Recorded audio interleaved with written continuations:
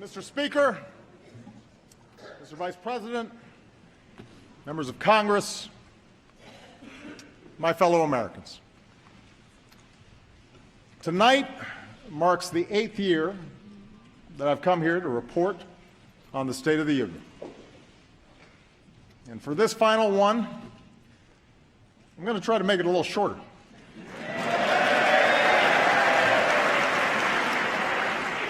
I know some of you are anxious to get back to Iowa.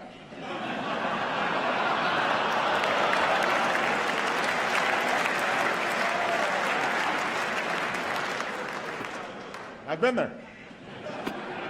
I'll be shaking hands afterwards if you want some tips.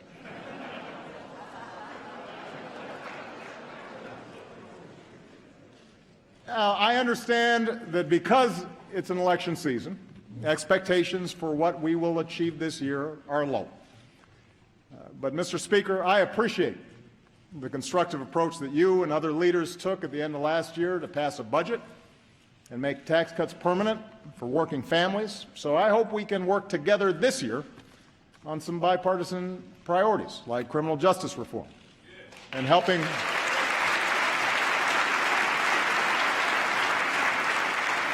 people who are battling prescription drug abuse and heroin abuse.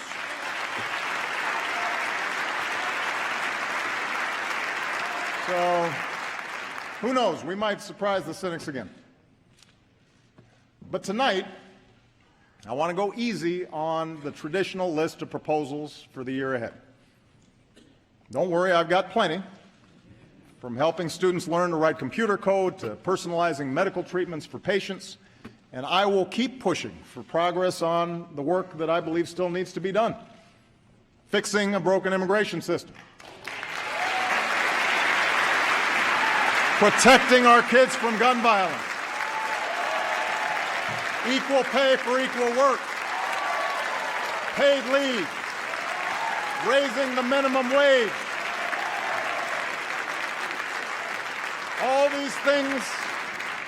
these things still matter to hardworking families. They're still the right thing to do. And I won't let up until they get done. But for my final address to this chamber, I don't want to just talk about next year. I want to focus on the next 5 years, the next 10 years, and beyond. I want to focus on our future. We live in a time of extraordinary change. Change that's reshaping the way we live, the way we work, our planet, our place in the world. It's change that promises amazing medical breakthroughs, but also economic disruptions that strain working families. It promises education for girls in the most remote villages, but also connects terrorists plotting an ocean away. It's change that can broaden opportunity or widen inequality. And whether we like it or not, the pace of this change will only accelerate. America's been through big changes before. Wars and depression, the influx of new immigrants, workers fighting for a fair deal, movements to expand civil rights. Each time, there have been those who told us to fear the future, who claimed we could slam the brakes on change, who promised to restore past glory if we just got some group or idea that was threatening America under control. And each time we overcame those fears. We did not, in the words of Lincoln, adhere to the dogmas of the quiet past.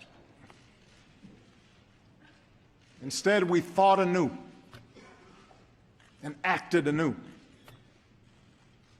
We made change work for us, always extending America's promise outward to the next frontier, to more people. And because we did, because we saw opportunity where others saw peril,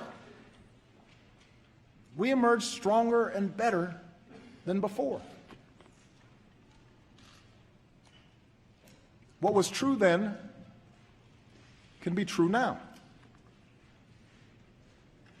Our unique strengths as a nation, our optimism and work ethic, our spirit of discovery, our diversity, our commitment to rule of law. These things give us everything we need to ensure prosperity and security for generations to come. In fact, it's in that spirit that we have made progress these past 7 years. That's how we recovered from the worst economic crisis in generations.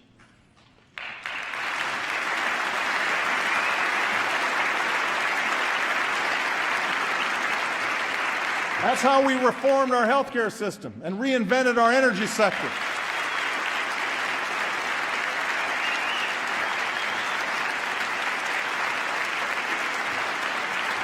That's how we delivered more care and benefits to our troops coming home and our veterans. That's how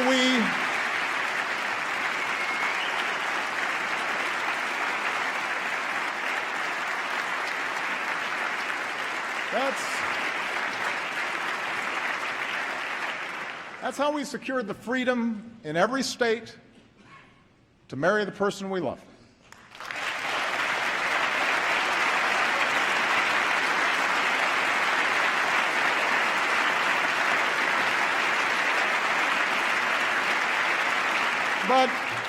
But such progress is not inevitable.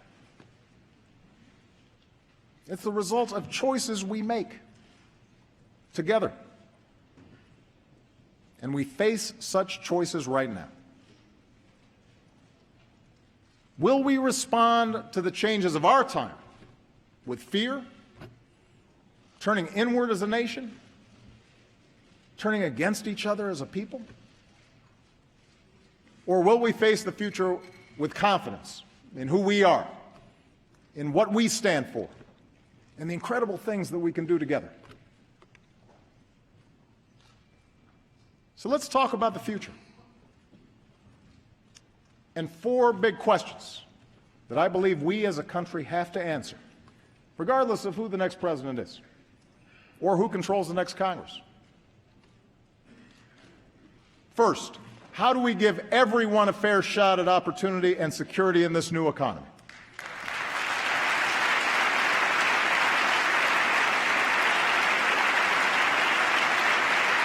Second, how do we make technology work for us and not against us, especially when it comes to solving urgent challenges like climate change?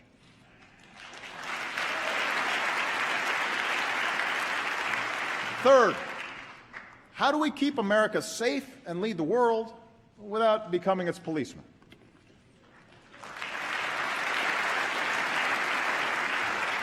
And finally, how can we make our politics reflect what's best in us and not what's worse?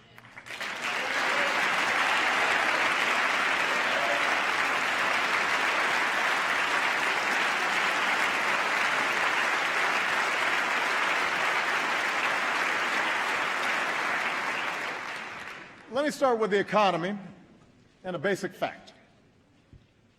The United States of America, right now, has the strongest, most durable economy in the world.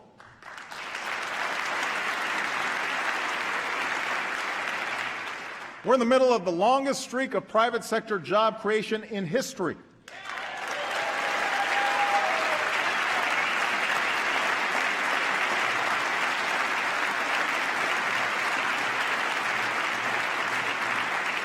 More than 14 million new jobs, the strongest 2 years of job growth since the 1990s, an unemployment rate cut in half.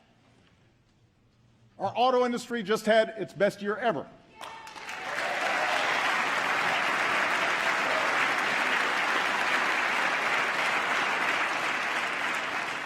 That's just part of a manufacturing surge that's created nearly 900,000 new jobs in the past 6 years.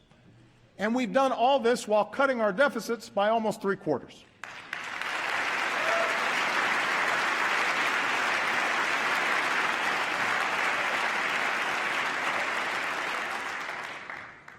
anyone claiming that America's economy is in decline is peddling fiction.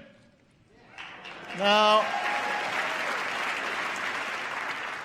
what is true, and the reason that a lot of Americans feel anxious, is that the economy has been changing in profound ways. Changes that started long before the Great Recession hit, changes that have not let up. Today, technology doesn't just replace jobs on the assembly line, but any job where work can be automated. Companies in a global economy can locate anywhere, and they face tougher competition. As a result, workers have less leverage for a raise. Companies have less loyalty to their communities. And more wealth and income is concentrated at the very top. All these trends have squeezed workers, even when they have jobs, even when the economy is growing. It's made it harder for a hard-working family to pull itself out of poverty, harder for young people to start their careers, tougher for workers to retire when they want to. And although none of these trends are unique to America, they do offend our uniquely American belief that everybody who works hard should get a fair shot. For the past 7 years, our goal has been a growing economy that also works better for everybody. We've made progress, but we need to make more. And despite all the political arguments that we've had these past few years, there are actually some areas where Americans broadly agree. We agree that real opportunity requires every American to get the education and training they need to land a good-paying job. The bipartisan reform of No Child Left Behind was an important start. And together we've increased early childhood education, lifted high school graduation rates to new highs, boosted graduates in fields like engineering. In the coming years, we should build on that progress by providing pre-K for all and offering every student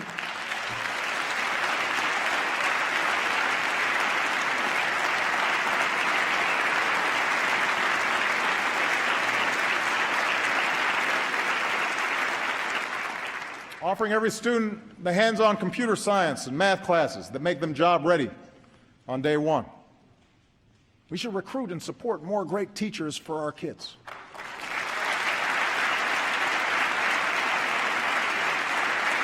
And we have to make college affordable for every American.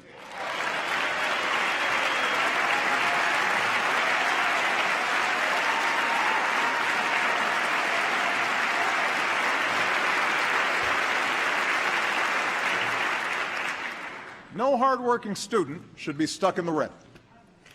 We've already reduced student loan payments to 10% of a borrower's income, and that's good. But now we've actually got to cut the cost of college.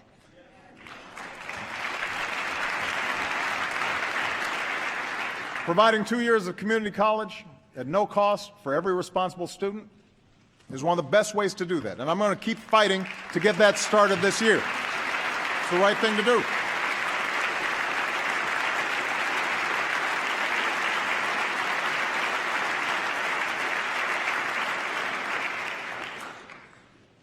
But a great education isn't all we need in this new economy. We also need benefits and protections that provide a basic measure of security. It's not too much of a stretch to say that some of the only people in America who are going to work the same job in the same place with a health and retirement package for 30 years are sitting in this chamber.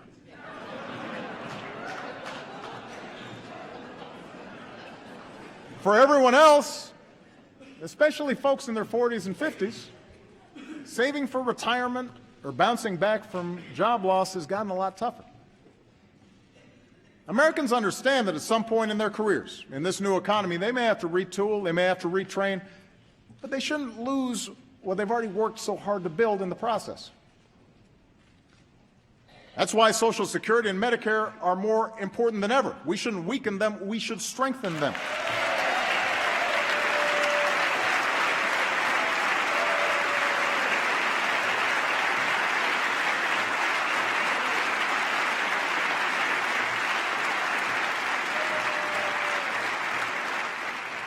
And for Americans short of retirement,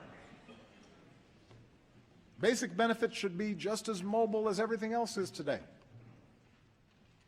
That, by the way, is what the Affordable Care Act is all about.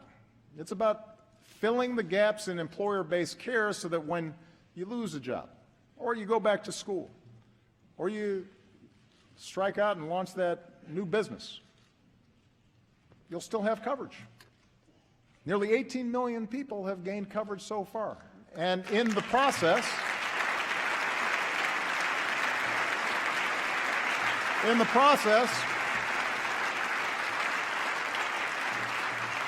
healthcare inflation has slowed, and our businesses have created jobs every single month since it became law.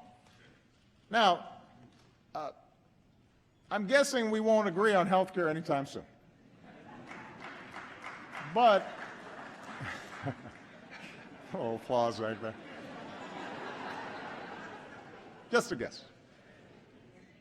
But there should be other ways parties can work together to improve economic security. Say a hardworking American loses his job.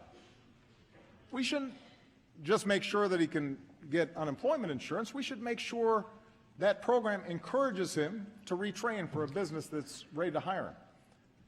If that new job doesn't pay as much, there should be a system of wage insurance in place so that he can still pay his bills.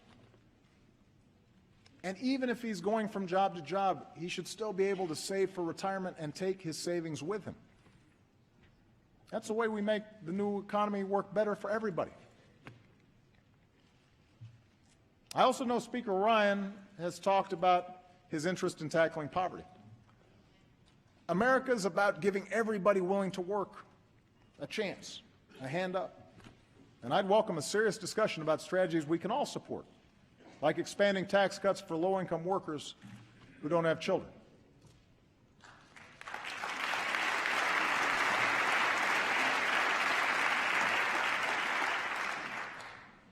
But there are some areas where we just have to be honest. It has been difficult to find agreement over the last 7 years. And a lot of them fall under the category of what role the government should play in making sure the system's not rigged in favor of the wealthiest and biggest corporations. And it's an honest disagreement. And the American people have a choice to make. I believe a thriving private sector is the lifeblood of our economy. I think there are outdated regulations that need to be changed. There is red tape that needs to be cut. There you go. Yeah.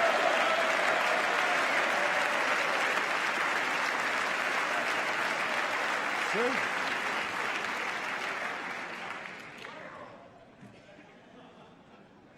But after years now of record corporate profits, working families won't get more opportunity or bigger paychecks just by letting big banks or big oil or hedge funds make their own rules at everybody else's expense.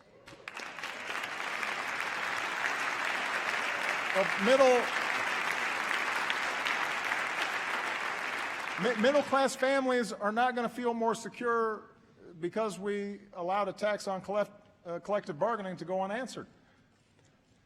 Food stamp recipients did not cause the financial crisis. Recklessness on Wall Street did.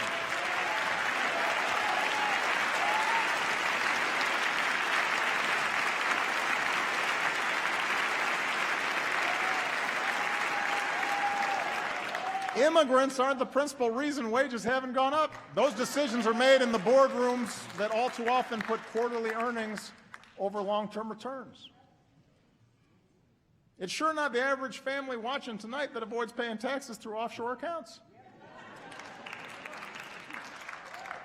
The point is, I believe that in this new economy, workers and startups and small businesses need more of a voice, not less. The rules should work for them. And I'm not alone in this. This year I plan to lift up the many businesses who figured out that doing right by their workers or their customers or their communities ends up being good for their shareholders. And I want to spread those best practices across America. That's part of a brighter future.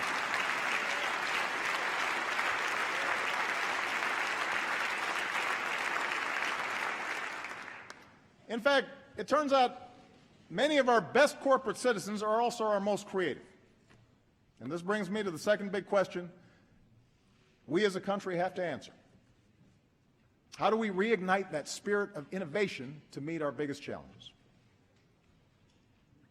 60 years ago, when the Russians beat us into space, we didn't deny Sputnik was up there. We didn't argue about the science or shrink our research and development budget. We built a space program almost overnight, and 12 years later, we were walking on the moon.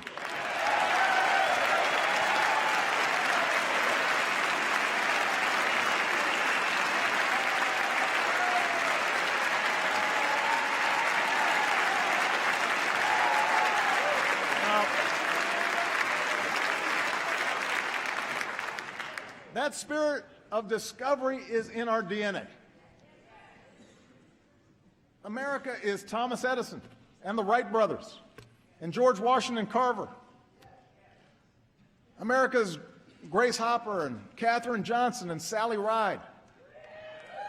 America is every immigrant and entrepreneur from Boston to Austin to Silicon Valley racing to shape a better future.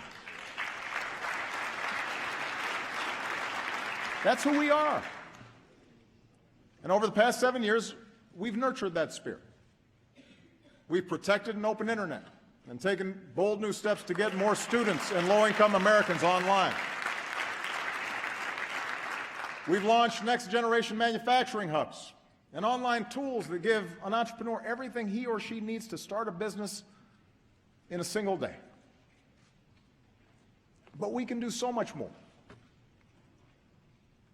You know, last year, Vice President Biden said that with a new moonshot, America can cure cancer. Last month, he worked with this Congress to give scientists at the National Institutes of Health the strongest resources that they've had in over a decade. Well,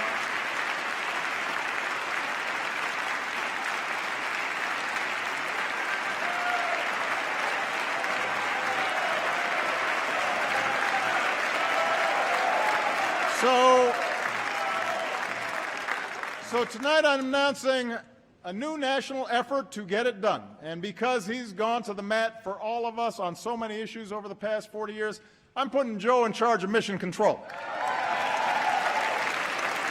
For the loved ones we've all lost, for the families that we can still save, let's make America the country that cures cancer once and for all. What do you say, Joe? Let's make it happen.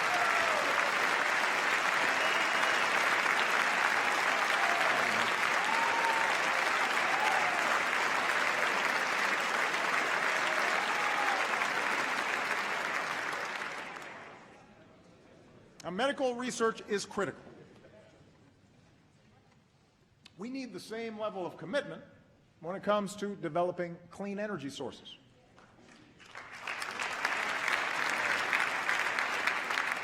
Look, if anybody still wants to dispute the science around climate change, have at it. You will be pretty lonely because you'll be debating our military, most of America's business leaders, the majority of the American people, almost the entire scientific community, and 200 nations around the world who agree it's a problem and intend to solve it. But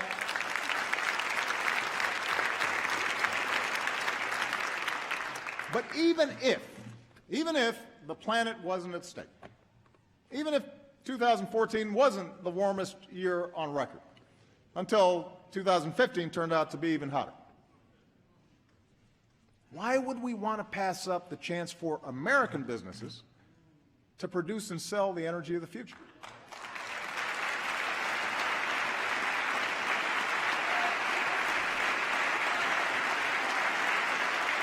Listen, 7 years ago, we made the single biggest investment in clean energy in our history. Here are the results. In fields from Iowa to Texas, wind power is now cheaper than dirtier conventional power. On rooftops from Arizona to New York, solar is saving Americans tens of millions of dollars a year on their energy bills and employs more Americans than coal in jobs that pay better than average. We're taking steps to give homeowners the freedom to generate and store their own energy, something, by the way, that environmentalists and Tea Partiers have teamed up to support. And meanwhile, we've cut our imports of foreign oil by nearly 60% and cut carbon pollution more than any other country on earth.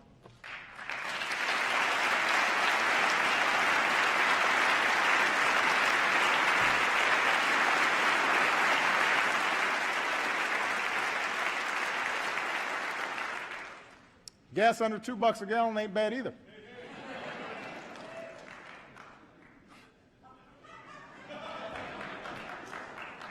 Now we've got to accelerate the transition away from old, dirtier energy sources. Rather than subsidize the past, we should invest in the future, especially in communities that rely on fossil fuels. We do them no favor when we don't show them where the trends are going. And that's why I'm going to push to change the way we manage our oil and coal resources so that they better reflect the cost they impose on taxpayers and our planet. And that way we put money back into those communities and put tens of thousands of Americans to work building a 21st century transportation system.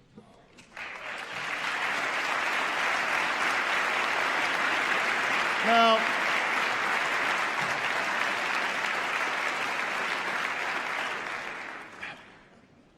none of this is going to happen overnight.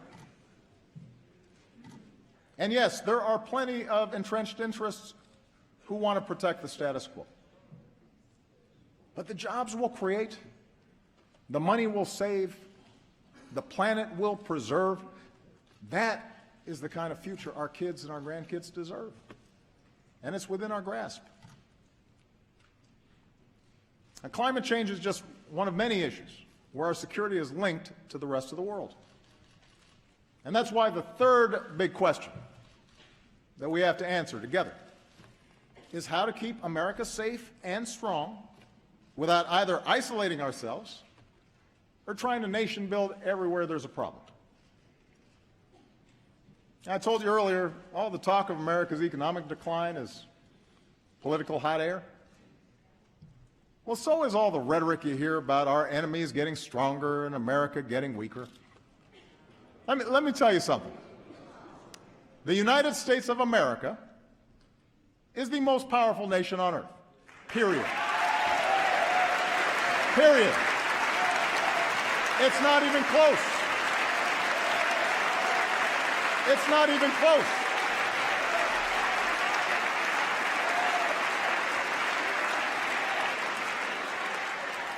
It's not even close.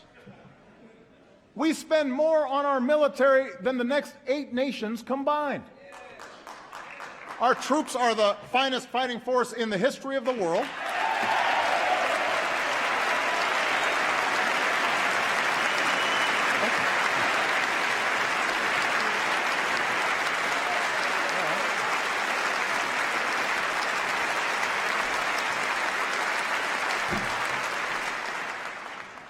No nation attacks us directly or our allies because they know that's the path to ruin. Surveys show our standing around the world is higher than when I was elected to this office, and when it comes to every important international issue. People of the world do not look to Beijing or Moscow to lead, they call us.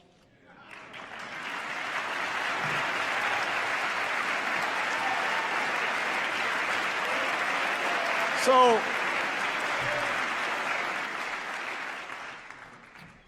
I think it's useful to level set here. Because when we don't make good decisions. Now, as someone who begins every day with an intelligence briefing, I know this is a dangerous time. But that's not primarily because of some looming superpower out there, and it's certainly not because of diminished American strength. In today's world, we're threatened less by evil empires and more by failing states. The Middle East is going through a transformation that will play out for a generation, rooted in conflicts that date back millennia. Economic headwinds are blowing in from a Chinese economy that is in significant transition. Even as their economy severely contracts, Russia is pouring resources in to prop up Ukraine and Syria, client states that they saw slipping away from their orbit. And the international system we built after World War II is now struggling to keep pace with this new reality. It's up to us, the United States of America, to help remake that system. And to do that well, it means that we've got to set priorities. Priority number one is protecting the American people and going after terrorist networks.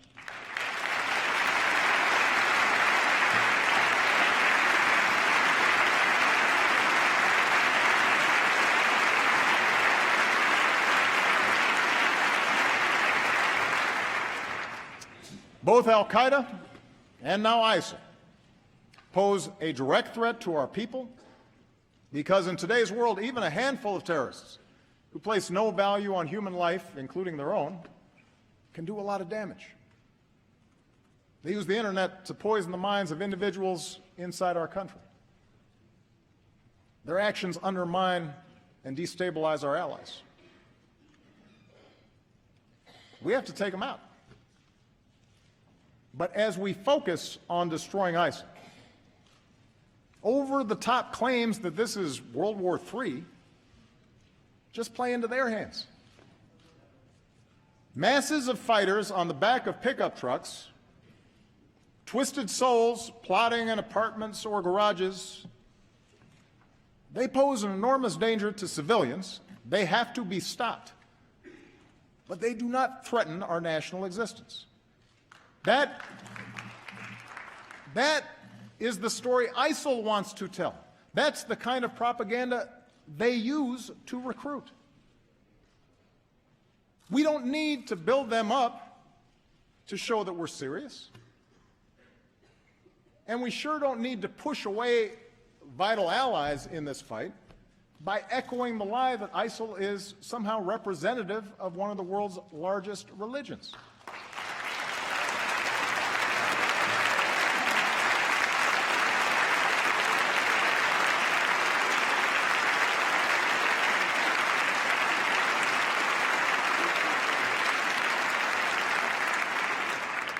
We just need to call them what they are, killers and fanatics who have to be rooted out, hunted down, and destroyed.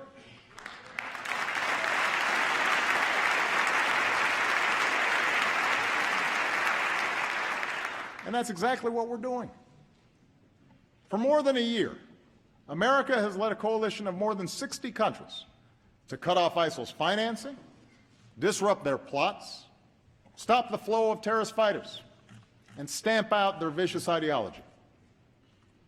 With nearly 10,000 airstrikes, we're taking out their leadership, their oil, their training camps, their weapons. We're training, arming, and supporting forces who are steadily reclaiming territory in Iraq and Syria.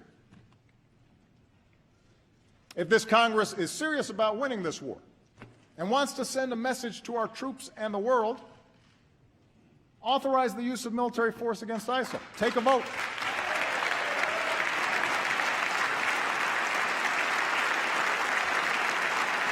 Take a vote.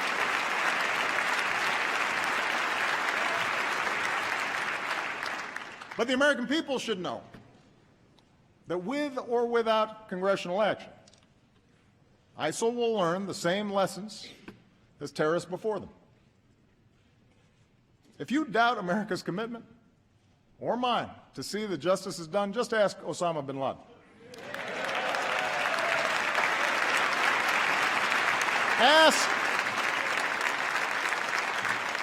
Ask the leader of al-Qaeda in Yemen, who was taken out last year, or the perpetrator of the Benghazi attacks, who sits in a prison cell. When you come after Americans, we go after you. And it may take time, but we have long memories, and our reach has no limits.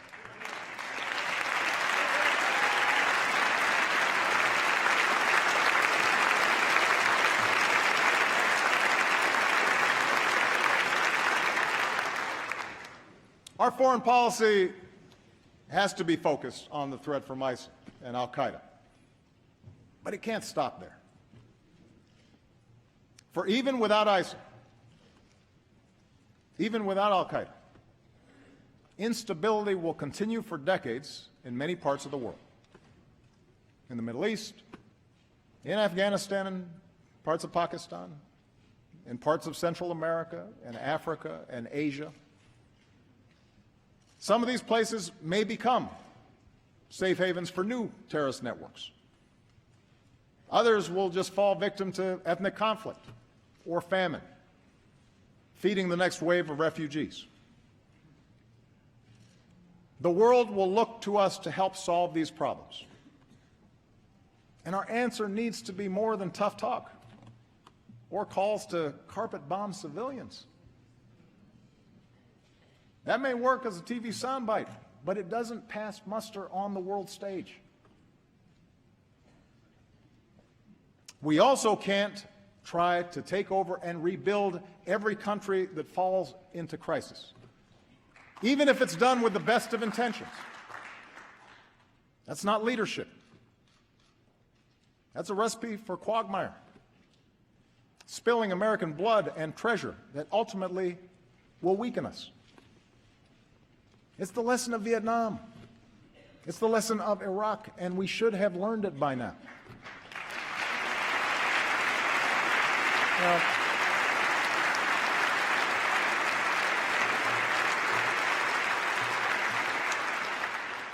Fortunately, there is a smarter approach, a patient and disciplined strategy that uses every element of our national power. It says America will always act, alone if necessary, to protect our people and our allies. But on issues of global concern, we will mobilize the world to work with us and make sure other countries pull their own weight. That's our approach to conflicts like Syria, where we're partnering with local forces and leading international efforts to help that broken society pursue a lasting peace. That's why we built a global coalition with sanctions and principled diplomacy to prevent a nuclear-armed Iran. And as we speak, Iran has rolled back its nuclear program, shipped out its uranium stockpile, and the world has avoided another war.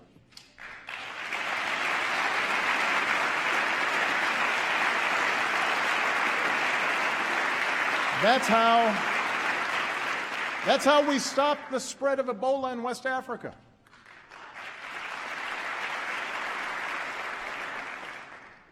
Our military, our doctors, our development workers, they were heroic. They set up the platform that then allowed other countries to join in behind us and stamp out that epidemic. Hundreds of thousands, maybe a couple million lives were saved. That's how we forged a Trans-Pacific Partnership to open markets and protect workers and the environment and advance American leadership in Asia. It cuts 18,000 taxes on products made in America, which will then support more good jobs here in America. With TPP, China does not set the rules in that region, we do. You want to show our strength in this new century? Approve this agreement. Give us the tools to enforce it. It's the right thing to do.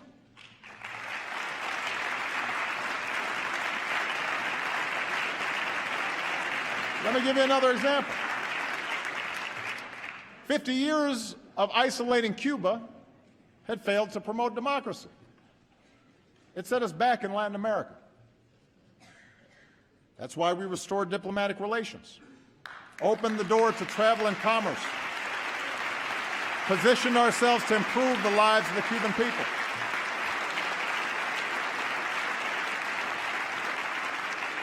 So if you want to consolidate our leadership and credibility in the hemisphere, recognize that the Cold War is over. Lift the embargo.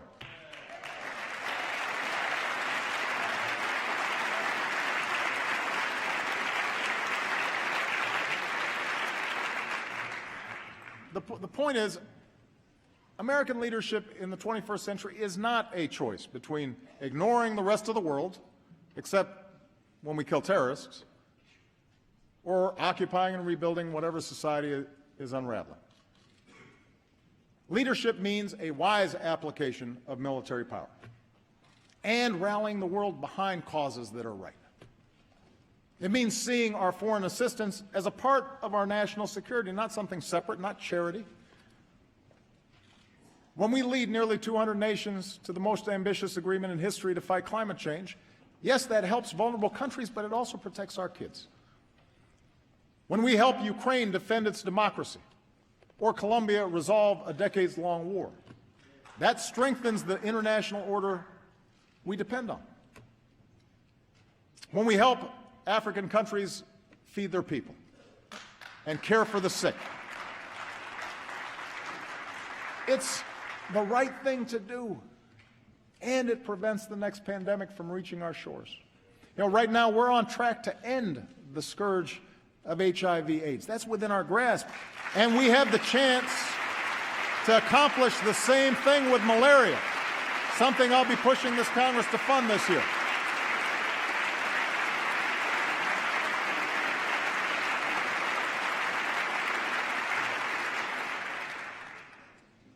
That's American strength. That's American leadership. And that kind of leadership depends on the power of our example. That's why I will keep working to shut down the prison at Guantanamo. It is expensive, it is unnecessary, and it only serves as a recruitment brochure for our enemies. There's a better way. And that's why we need to reject any politics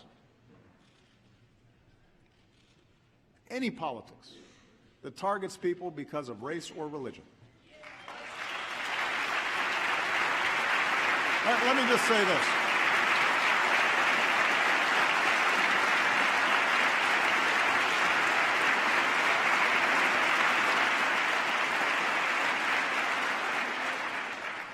This is not a matter of political correctness. This is a matter of understanding just what it is that makes us strong. The world respects us not just for our arsenal. It respects us for our diversity and our openness and the way we respect every faith.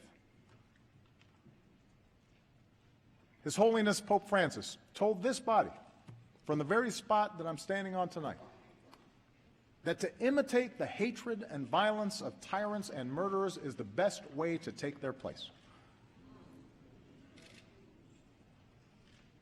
When politicians insult Muslims, whether abroad or our fellow citizens, when a mosque is vandalized, or a kid is called names, that doesn't make us safer. That's not telling it like it is. It's just wrong. It diminishes us in the eyes of the world. It makes it harder to achieve our goals. It betrays who we are as a country.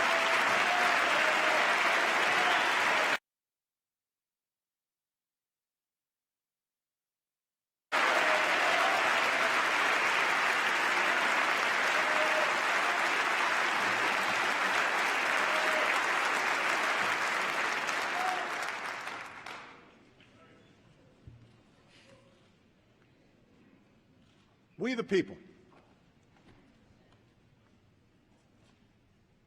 Our Constitution begins with those three simple words. Words we've come to recognize mean all of the people, not just some. Words that insist we rise and fall together. But that's how we might perfect our union. And that brings me to the fourth and maybe most important thing that I want to say tonight. The future we want, all of us want. Opportunity and security for our families, a rising standard of living, a sustainable, peaceful planet for our kids. All that is within our reach. But it will only happen if we work together. It will only happen if we can have rational, constructive debates. It will only happen if we fix our politics. A better politics doesn't mean we have to agree on everything. This is a big country. Different regions, different attitudes, different interests. That's one of our strengths, too. Our founders distributed power between states and branches of government and expected us to argue, just as they did, fiercely, over the size and shape of government, over commerce and foreign relations, over the meaning of liberty and the imperatives of security. But democracy does require basic bonds of trust between its citizens. It doesn't work if we think the people who disagree with us are all motivated by malice. It doesn't work if we think that our political opponents are unpatriotic or are trying to weaken America. Democracy grinds to a halt without a willingness to compromise, or when even basic facts are contested, or when we listen only to those who agree with us. Our public life withers when only the most extreme voices get all the attention. And most of all, democracy breaks down when the average person feels their voice doesn't matter, that the system is rigged in favor of the rich or the powerful or some special interest. Too many Americans feel that way right now. It's one of the few regrets of my presidency that the rancor and suspicion between the parties has gotten worse instead of better. I have no doubt a president with the gifts of Lincoln or Roosevelt might have better bridged the divide. And I guarantee I'll keep trying to be better so long as I hold this office. But my fellow Americans, this cannot be my task or any president's alone. There are a whole lot of folks in this chamber, good people, who would like to see more cooperation, would like to see a more elevated debate in Washington, but feel trapped by the imperatives of getting elected, by the noise coming out of your base. I know, you've told me. It's the worst kept secret in Washington. And a lot of you aren't enjoying being trapped in that kind of rancor. But that means if we want a better politics, and I'm addressing the American people now, if we want a better politics, it's not enough just to change a congressman or change a senator or even change a president. We have to change the system to reflect our better selves. I think we've got to end the practice of drawing our congressional districts so that politicians can pick their voters and not the other way around. Let a bipartisan group do it.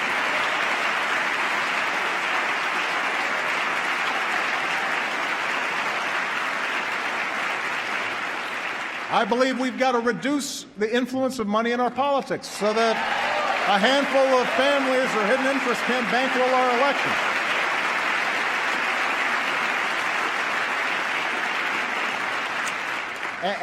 And if our existing approach to campaign finance reform can't pass muster in the courts, we need to work together to find a real solution, because it's a problem. And most of you don't like raising money. I know. I've done it. We've got to make it easier to vote, not harder. We need to modernize it for the way we live now.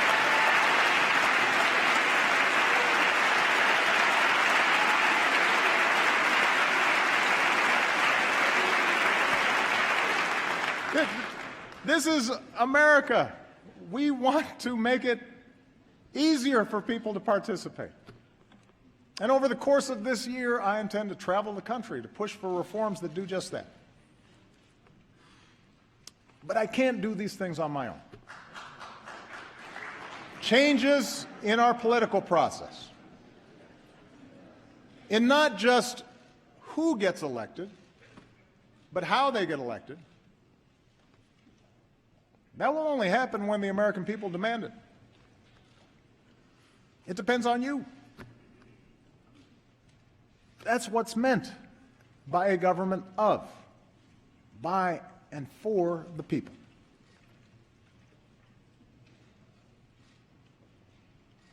What I'm suggesting is hard.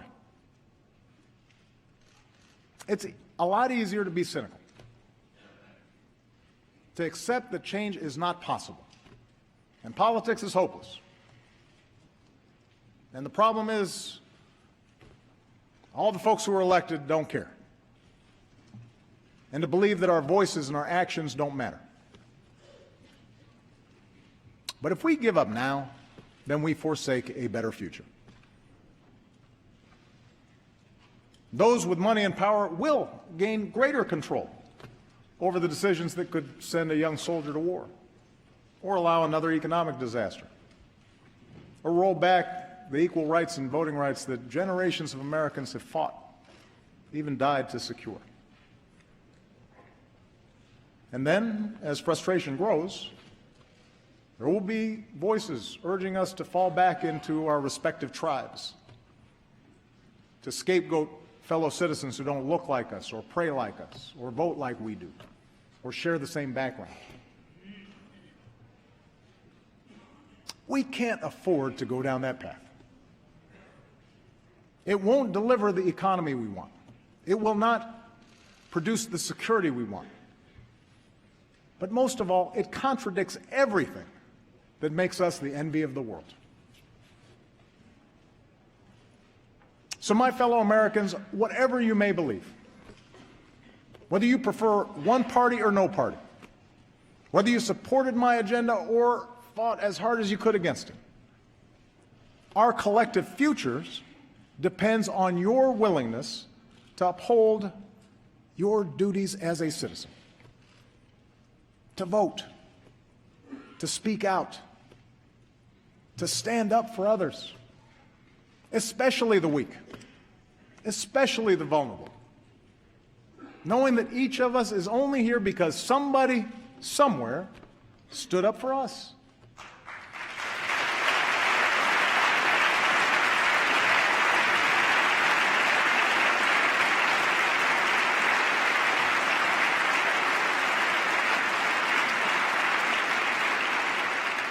We need every American to stay active in our public life, and not just during election time, so that our public life reflects the goodness and the decency that I see in the American people every single day. It is not easy. Our brand of democracy is hard. But I can promise that a little over a year from now, when I no longer hold this office, I will be right there with you as a citizen, inspired by those voices of fairness and vision, of grit and good humor and kindness that have helped America travel so far. Voices that help us see ourselves not first and foremost as black or white or Asian or Latino, not as gay or straight, immigrant or native born, not Democrat or Republican, but as Americans first, bound by a common creed. Voices Dr. King believed would have the final word. Voices of unarmed truth and unconditional love. And they're out there, those voices. They don't get a lot of attention. They don't seek a lot of fanfare. But they're busy doing the work this country needs doing. I see them everywhere I travel in this incredible country of ours. I see you, the American people. And in your daily acts of citizenship, I see our future unfolding. I see it in the worker on the assembly line who clocked extra shifts to keep his company open, and the boss who pays him higher wages instead of laying him off. I see it in the dreamer who stays up late at night to finish her science project, and the teacher who comes in early, maybe with some extra supplies that she bought because she knows that that young girl might someday cure a disease. I see it in the American who served his time, made bad mistakes as a child, but now is dreaming of starting over. And I see it in the business owner who gives them that second chance. The protester determined to prove that justice matters. And the young cop walking the beat, treating everybody with respect, doing the brave, quiet work of keeping us safe. I see it in the soldier who gives almost everything to save his brothers. The nurse who tends to him till he can run a marathon. The community that lines up to cheer him on. It's the son who finds the courage to come out as who he is. And the father whose love for that son overrides everything he's been taught. I see it in the elderly woman who will wait in line to cast her vote as long as she has to.